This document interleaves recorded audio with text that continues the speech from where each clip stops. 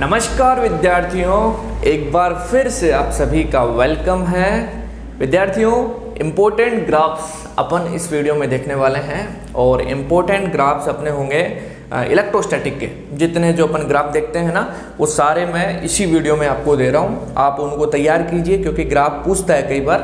Start करते हैं। देखिए, चलो अपने पास इलेक्ट्रिक फील्ड का टॉपिक आता है सबसे पहले। किसका? इलेक्ट्रिक फील्ड का।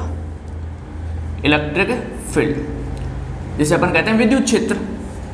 अब इलेक्ट्रिक फील्ड में अपने पास कई ग्राफ हैं, उनके बारे में बात करते हैं। सबसे पहले आपने पढ़ा है इलेक्ट्रिक फील्ड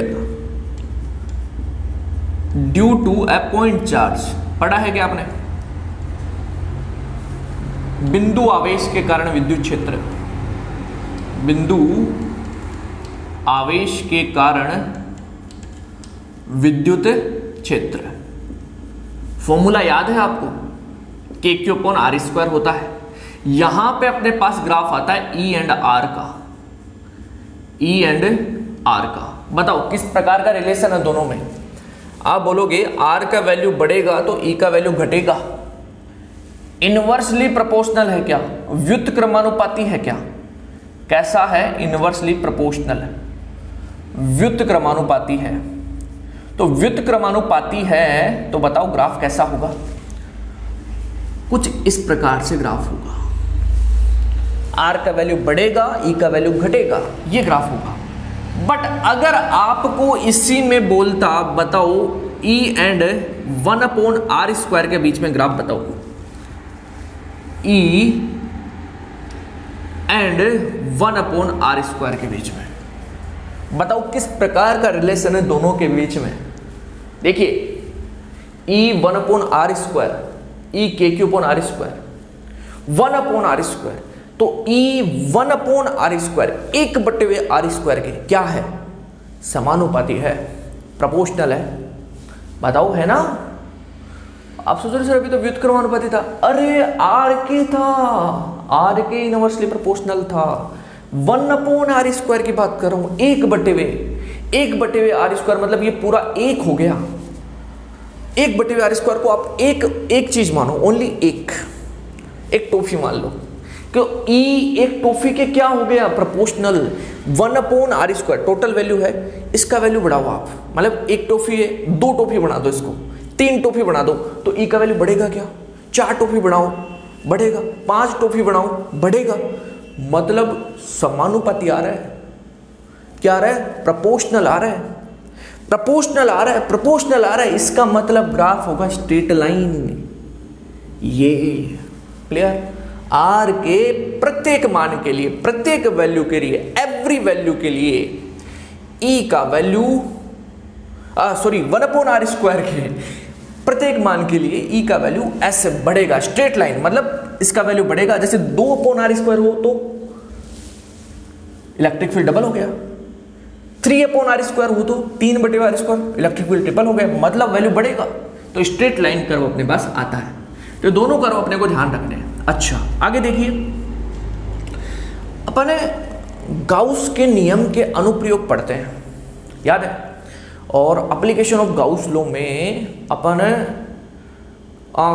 कई चीज़ों के लिए इलेक्ट्रिक फील्ड निकालते हैं। जैसे कि कंडक्टिंग वायर के लिए, तार के लिए, प्लेट के लिए, परत शीट के लिए, स्फीयर गोले के लिए। तो वो सारी चीज़ों के लिए अपन इलेक्ट्रिक फील्ड निकालते हैं। तो ग्राफ भी वहाँ पे देखते हैं। तो उन ग्राफ को अपन देखते हैं। देखिए, चलिए, तो अपने पास आता है, आप पहले बात करते हैं electric field due to a uniformly charge. मैं इसको हटा दूं एक बार, है ना? हम इलेक्ट्रिक फील्ड की तो बात कर रहे हैं। तो इलेक्ट्रिक फील्ड क्या करेंगे? Uniformly charged infinite conducting wire. अनंत रेखीय आवेशित तार, रेखीय आवेशित तार। क्लियर? तो इसके लिए इलेक्ट्रिक फील्ड निकालते हैं। याद है आपको कोई फॉर्मूला इसका? क्या आता है 2k लैम्डा अपॉन आर आता है। अब k को अपन 1/4 पाई एप्सिलॉन नॉट लिखेंगे ना तो 2 से डिवाइड होके ये हो जाएगा 1/2 pi epsilon naught lambda upon R. Lambda पता है आपको यहां पे क्या होता है? लीनियर चार्ज डेंसिटी, रेखीय आवेश घनत्व। ठीक, यहां पे अपने पास जो ग्राफ आता है वो E एंड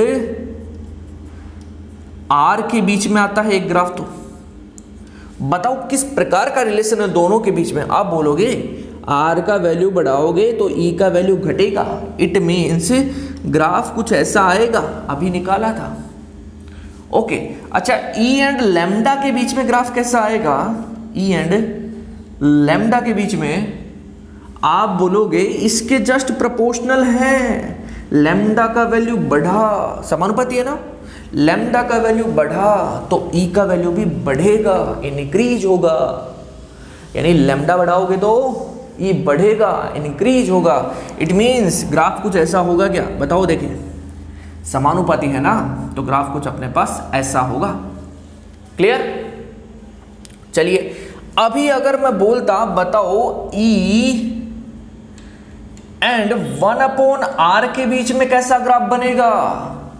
आप बोलोगे 1/r, r की बात नहीं की है, 1/r, ये पूरा एक सिंगल हो गया, एक हो गया, तो E 1/r के प्रोपोर्शनल है, समानुपाती है, जबकि r के इनवर्सली प्रोपोर्शनल है, व्युत्क्रमानुपाती है। क्लियर हुआ? 1/r, 2/r, 3/r, मतलब वैल्यू बढ़ेगा तो ग्राफ कुछ ऐसा आएगा। अभी बात की थी अपन ने, ये 1/r² था, ये 1/r है, तो वैल्यू बढ़ेगा, ग्राफ अपने पास कुछ ऐसा आएगा। तो ये ग्राफ पूछता है अपने को। क्लियर? आगे देखिए, आगे अपन बात करते हैं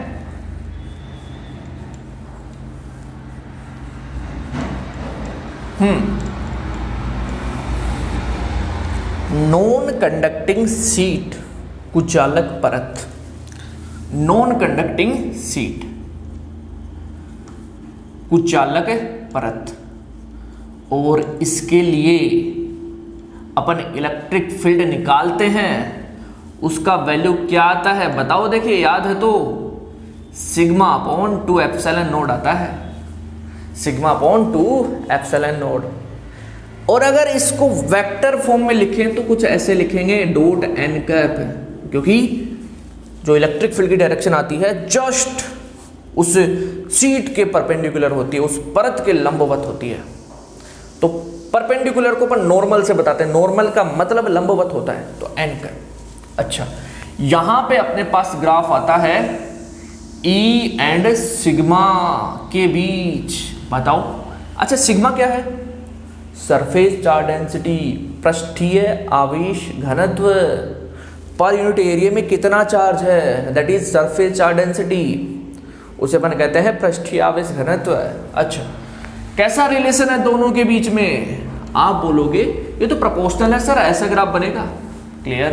चलो अब मेरा क्वेश्चन यहां पे है, E एंड R के बीच में ग्राफ बताओ।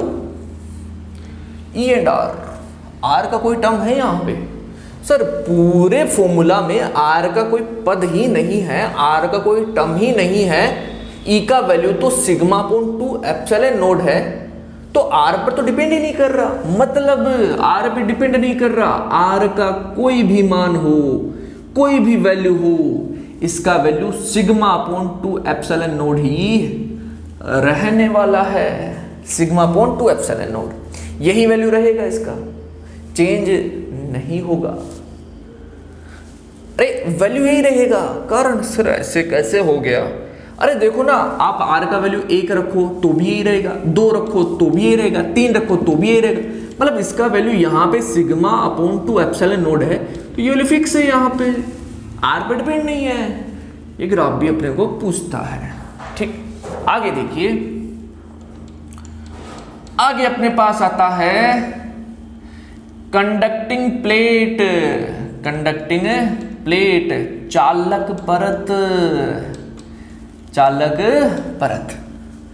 इसके लिए इलेक्ट्रिक फील्ड निकालते हैं अपन, और याद हो तो बताओ। अरे इसमें क्या होता है, 2 हो जाती है, सीट के अंदर केवल एक होती है अपने पास, और प्लेट के अंदर एक और आ जाती है, डबल हो जाती है। और डबल होने के कारण ये जस्ट इसकी क्या हो जाती है, डबल, इसका ट्वाइस हो जाता है। कैसे, देखो यहां पे आता है E upon E is equal to sigma upon epsilon naught n का, इसका क्या हो गया, जस्ट दुगना, ट्वाइस। क्लियर? ये होता है चालक परत के लिए इलेक्ट्रिक, सॉरी परत नहीं है, ये प्लेट है। परत मतलब होता है सीट, जैसे कोई कागज होता है, और प्लेट का मतलब हो गया कि डबल हो गया वो चीज। ठीक है, हाँ ये फॉर्मूला होता है। ग्राफ बताओ सर, कुछ ऐसा ही ग्राफ बनेगा? कैसे बनेगा ऐसे ग्राफ? बनाओ, देखे E and sigma sir proportional है। अरे आप तो सही बता रहे हो, ऐसा ही बनेगा ग्राफ, इसके जस्ट क्या है, प्रोपोर्शनल। अच्छा, E एंड R के बीच में ग्राफ कैसा बनेगा? E एंड R के बीच में, R का तो कोई टर्म ही नहीं है सर, वैसा ही ग्राफ बनेगा जैसा ऊपर बना था, यानी सिग्मा अपॉन एप्सिलॉन है नॉट। क्लियर? चलिए, तो अपने पास ये ग्राफ हो गए। अब अपन बात करते हैं कंडक्टिंग स्फीयर की, चालक गोले की।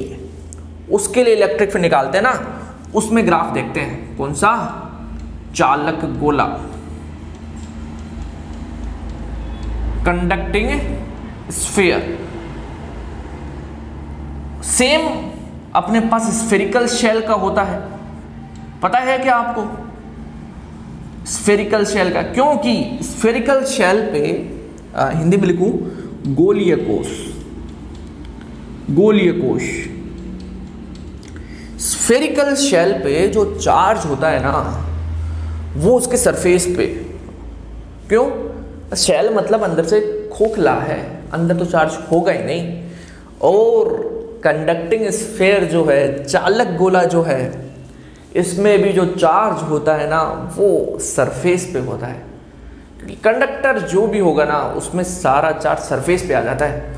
रीजन क्या है?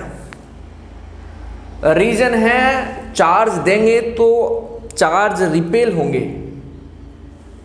आवेश दिया किसी बॉडी को तो वो क्या करेगा? प्रतिकर्षित, रिपेल होंगे, और चार्ज कहां पे आ जाएंगे? सरफेस पे। इसलिए किसी भी कंडक्टर को चार्ज देते हैं तो सरफेस पे आ जाता है। तो क्या हुआ? अरे देखो, गोलीय कोश स्फेरिकल शेल में भी चार्ज सरफेस पे, और गोले, चालक गोले कंडक्टिंग स्फीयर में भी चार्ज सरफेस पे, पृष्ठ पर। तो दोनों के लिए इलेक्ट्रिक फील्ड का वैल्यू क्या आता है? सेम आता है। आउटसाइड अपन बात करें तो ये होता है, आउटसाइड मतलब बाहर, गोले के बाहर बात करें तो होता है k/r²। अच्छा, सरफेस पे होता है k/R²। इनसाइड पे बताओ आप, तो इनसाइड में 0। रीजन क्या है 0 का? अरे अंदर चार्ज ही नहीं है, चार्ज तो सारा सरफेस पे है, अंदर चार्ज नहीं है, इसलिए इलेक्ट्रिक फील्ड यहां पे क्या होता है? 0 होता है। अच्छा, तो अब ग्राफ बना लेते हैं। देखिए ग्राफ लेते हैं अपन। ये E है और ये R है। सर ये तो तीन वैल्यू है, कैसे बनाएंगे ग्राफ? बनाते हैं। देखिए पहले जैसे कुछ अपन ऐसे ले लेते हैं कि जैसे ये गोला है और ये यहां पे R is less than R है। R is less than R का मतलब समझे क्या आप? कि जैसे कि ये अपने पास स्फीयर है, ये R इसकी रेडियस है, त्रिज्या है, प्लस क्यू चार्ज अपने इसको दिया है। R का मतलब वो पॉइंट जहां पे इलेक्ट्रिक फील्ड अपन निकाल रहे हैं। अगर बाहर बात कर रहे हैं तो पॉइंट बाहर होगा, R ये होगा, फिर स्मॉल r। और सरफेस पे, सर सरफेस का मतलब तो अपन गोले पे आ गए, तो R is equal to R होगा, तो R is equal to R। अच्छा, और आउटसाइड क्या हुआ?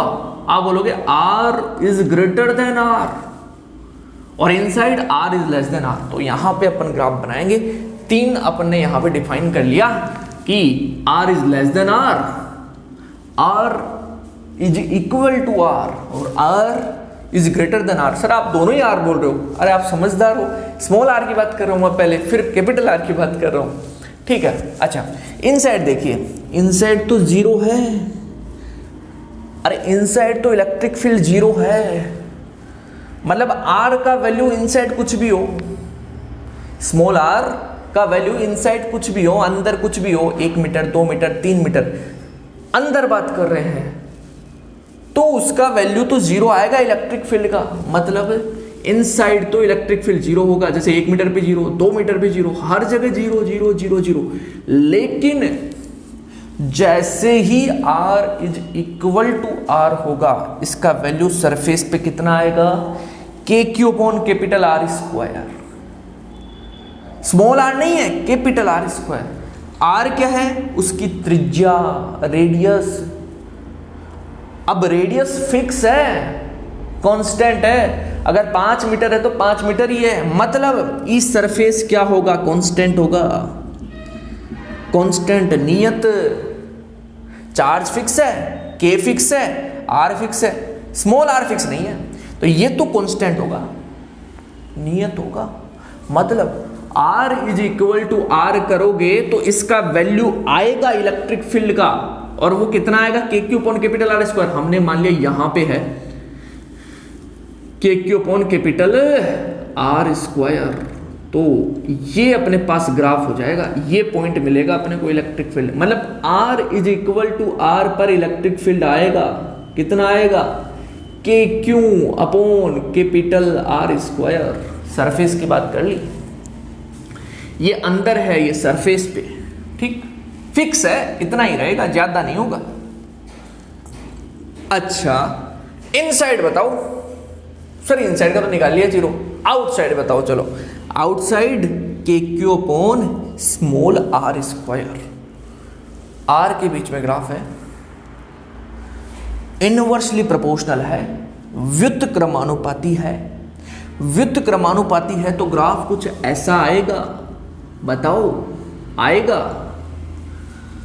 अभी अपन ने सारे ग्राफ ऐसे निकाले हैं, इनवर्सली प्रोपोर्शनल, ये वही है, तो ग्राफ कुछ ऐसा बनेगा। ये अपने पास ग्राफ हो गया स्फेरिकल शेल, गोलीय कोश, या फिर चालक गोले की बात करें तो, कंडक्टिंग स्फीयर की बात करें तो, ठीक है। इनसाइड जीरो, सरफेस पे इसका वैल्यू आ गया फिक्स, और आउटसाइड घटता जा रहा है, घटता जा रहा है, घटता जा रहा है, जैसे जैसे R बढ़ेगा वैसे वैसे घटता जाएगा, डिक्रीज होता जाएगा। क्लियर। अब बात करते हैं अपन कुचालक गोले की, किसकी, कुचालक गोले की, कुचालक गोले की बात करते हैं। नॉन कंडक्टिंग स्फीयर बोलते हैं इसे अपन, क्या बोलते हैं, नॉन कंडक्टिंग स्फीयर। इसके लिए भी सेम ऐसे ही आउटसाइड, बाहर, पृष्ठ पर और इनसाइड, सरफेस पे और इनसाइड, अंदर इलेक्ट्रिक फील्ड निकालते हैं। आउटसाइड का जो इलेक्ट्रिक फील्ड आता है सेम आता है KQ upon small r square. Surface पे आता है KQ upon capital R square. Inside यहां पे जीरो नहीं होता, क्योंकि ये नॉन कंडक्टर है, और इसमें जहां पे चार्ज देंगे वहीं पे चार्ज रहेगा, चार्ज मूव नहीं करेगा, इसलिए यहां पे इलेक्ट्रिक फील्ड आता है KQ R अपॉन RQ। ये इलेक्ट्रिक फील्ड आता है, दिख रहा है आपको, KQ R अपॉन RQ। ये इलेक्ट्रिक फील्ड अपने पास इनसाइड आता है नॉन कंडक्टिंग स्फीयर के लिए, कुचालक गोले के लिए। अच्छा तो निकाल लेते हैं फिर अपन यहां पे ग्राफ E, ओके, और ये हो गया अपने पास R, ठीक है। पहले ये अंदर बात कर लें, फिर सरफेस पे आ जाएंगे, और फिर ग्रेटर देन R, मतलब आउटसाइड आ जाएंगे। इनसाइड, अंदर, देखिए अंदर इलेक्ट्रिक फील्ड का formula KQ R upon RQ। Inside जो इलेक्ट्रिक फील्ड है वो R के प्रोपोर्शनल है, समानुपाती है, समानुपाती है, क्योंकि R का वैल्यू बढ़ाओगे तो E इनसाइड बढ़ेगा, घटाओगे तो घटेगा। आर का वैल्यू 1 तो ई इनसाइड का वैल्यू आएगा, 2 फिर 2 गुना आएगा, 3 तो 3 गुना आएगा, क्योंकि कैपिटल आर तो त्रिज्या है, रेडियस है जो कि फिक्स है। मतलब ग्राफ कुछ ऐसा होगा क्या बताओ, देखिए यस कुछ इसी प्रकार का ग्राफ होगा। हमने पढ़ा है प्रोपोर्शनल का ग्राफ, ये रहा, तो प्रोपोर्शनल है तो ग्राफ कुछ प्रोपोर्शनल का ऐसा होगा। जैसे ही r is equal to are होगा, वैल्यू कितनी, ये रही फिक्स ही है K Q upon capital R square, fix value है क्योंकि r फिक्स है, कैपिटल R क्या है, फिक्स नियत, तो ई सरफेस पे इसका वैल्यू फिक्स आ जाएगा। कितना, के Q upon capital R square, नियत जैसे यहां पे आया था वैसे ही। और आउटसाइड क्या है, बाहर तो इस प्रकार का है, व्युत्क्रमानुपाती, इनवर्सली प्रोपोर्शनल। तो ये ग्राफ बन जाएगा अपने पास कुचालक गोले के लिए, नॉन कंडक्टिंग स्फीयर के लिए, ये प्रोपोर्शनल का, राइट। ये r is equal to R का फिक्स वैल्यू क्या है, फिक्स, और ये हो जाएगा अपने पास r ग्रेटर देन r का, क्योंकि इनवर्सली प्रोपोर्शनल है, व्युत्क्रमानुपाती है। ओके, ये इलेक्ट्रिक फील्ड की अपन ने बात कर ली। अब बात करते हैं इलेक्ट्रिक पोटेंशियल की। चलिए देखिए,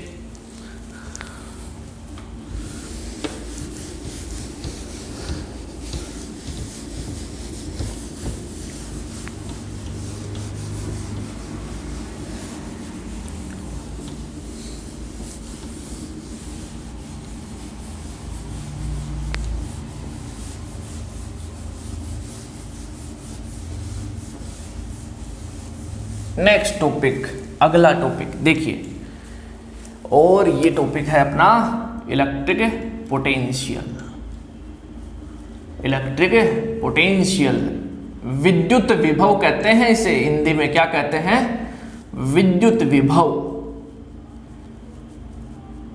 ठीक है, इसका अपन ग्राफ देखते हैं। देखिए सबसे पहले पॉइंट चार्ज के लिए electric potential due to a point charge, ठीक है, ए पॉइंट चार्ज, बिंदु आवेश, और इसके लिए अपने पास पोटेंशियल जो आता है, विभव जो आता है, वो आता है V इज इक्वल टू के Q upon small r, square नहीं होता यहां पे, ये होता है। ग्राफ बताओ, देखिए E एंड R के बीच में आप बोलोगे ऐसा, याद आया कैसा और क्यों इनवर्सली प्रोपोर्शनल है इसलिए। अच्छा, अब मैं यहीं पे बोलूं E एंड 1/r के बीच में, समझ गए अब तो आप, ऐसा ग्राफ बनेगा, राइट। चलो अब बात करते हैं अपन कंडक्टिंग स्फीयर की, चालक गोले की, किसकी, चालक गोले की। इसके लिए अपन पोटेंशियल, अरे ई नहीं है, वी है वी है, ओके चलो देखिए, इसके लिए अपन निकालते हैं वी, एक तो आउटसाइड निकालते हैं, और आउटसाइड अपने पास यही आता है K Q upon small are. ठीक, सरफेस पे आता है वी सरफेस, और ये होता है K Q upon capital are. Inside, अरे ये 0 नहीं होता है, ध्यान रखना, इसका वैल्यू निकालते हैं, और इसका वैल्यू जितना वी सरफेस होता है उतना ही इनसाइड होता है। ये सारी चीजें बता रखी है मैंने, है ना। अब अपने को V एंड R के बीच में ग्राफ खींचना है। पहले बात करें inside, R is less than R। Inside कितना है, K Q upon capital R। Capital R क्या है, रेडियस, त्रिज्या, जो कि क्या है, फिक्स। अब R फिक्स है तो V इनसाइड क्या हो गया, फिक्स हो गया, R पे थोड़ी डिपेंड कर रहा, R बदल रहा है। कैपिटल आर तो फिक्स है, तो वी इनसाइड का वैल्यू क्या आएगा, फिक्स आएगा, लेकिन वैल्यू जरूर आएगा, फिक्स आएगा। लेकिन तो अगर इनसाइड बात कर रहे हो तो इनसाइड इसका वैल्यू होगा के क्यू अपॉन, जैसे मैं ले लिया ये वैल्यू आएगा इसका के क्यू अपॉन कैपिटल आर। बाकी की जैसे कर रहे थे वैसे ही ये भी, तो इनसाइड पे इसका वैल्यू इतना ही रहने वाला है, fix fix fix fix fix fix. कहां तक है, r is equal to r तक। जैसे ही r is equal to are होगा वैसे ही इसका वैल्यू उतना ही रहेगा फिक्स के क्यू अपॉन कैपिटल आर। ये नहीं है कि बदल जाएगा, अरे इतना ही तो है। लेकिन आर का वैल्यू कैपिटल आर से ज्यादा हुआ, बात कर ली बाहर आउटसाइड की, तब कैसा ग्राफ होगा, इनवर्सली प्रोपोर्शनल का। ये आउटसाइड हो गया, ये सरफेस की बात हो गई, और ये इनसाइड हो गया। क्लियर? तो ये था अपने पास चालक गोले का ग्राफ। सेकंड, थर्ड हो गया अब तो अच्छा, थर्ड कौन सा, कुचालक गोला। नॉन कंडक्टिंग स्फीयर की बात करें, किसकी, नॉन कंडक्टिंग स्फीयर की, कुचालक गोले की बात करें, नॉन कंडक्टिंग स्फीयर की।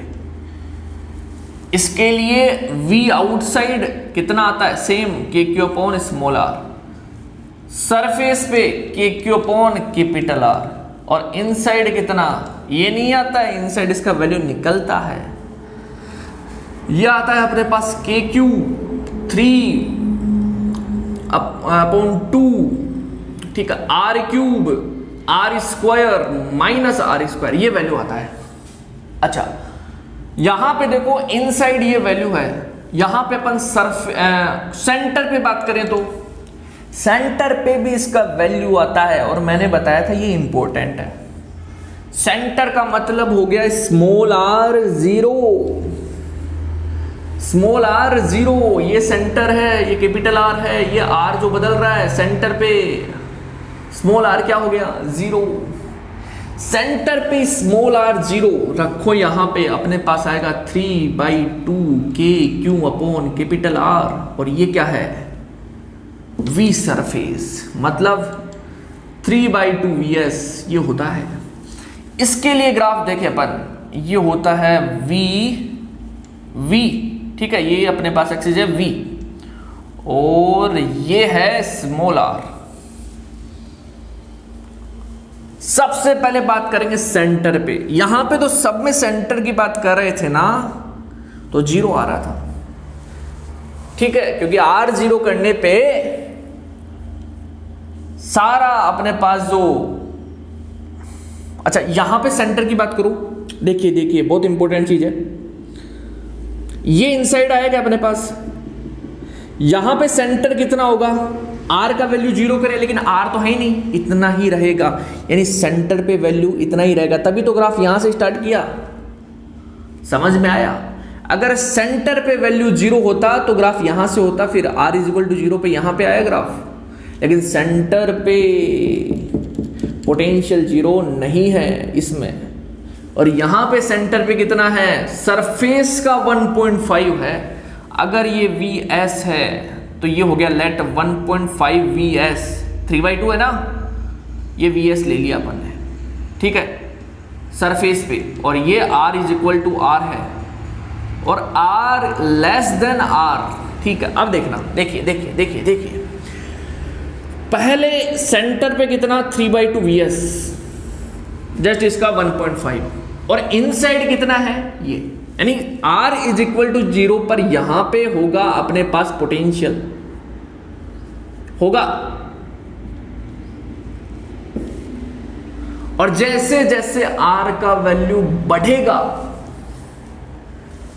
तो देखो R बढ़ाओगे तो इसमें से ये वैल्यू घटेगी, तो जैसे जैसे R बढ़ा, स्मॉल r, ये बढ़ेगा, ये इंक्रीज होगा, तो इसमें से ज्यादा वैल्यू घटेगी, ज्यादा वैल्यू डिक्रीज होगी, तो मतलब ये वैल्यू क्या आएगी, कम। ये वैल्यू कम आएगी, मतलब इनसाइड इलेक्ट्रिक फील्ड घटता जाएगा, डिक्रीज होता जाएगा जैसे जैसे आर का वैल्यू बढ़ेगा। जैसे जैसे आर का वैल्यू बढ़ेगा वैसे वैसे इनसाइड इलेक्ट्रिक फील्ड क्या होगा, घटता जाएगा।